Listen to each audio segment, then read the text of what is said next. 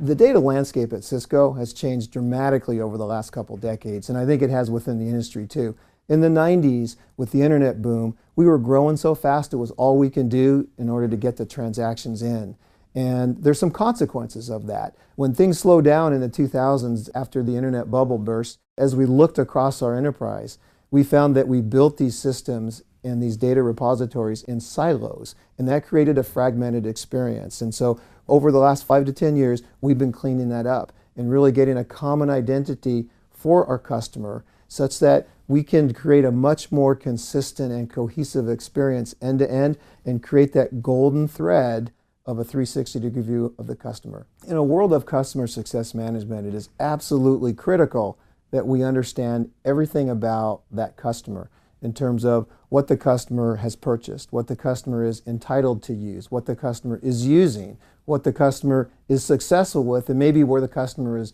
not as successful, so that we can drive a more successful experience, a more pleasant experience, the adoption and successful use of the services so that that customer is getting the outcomes that he or she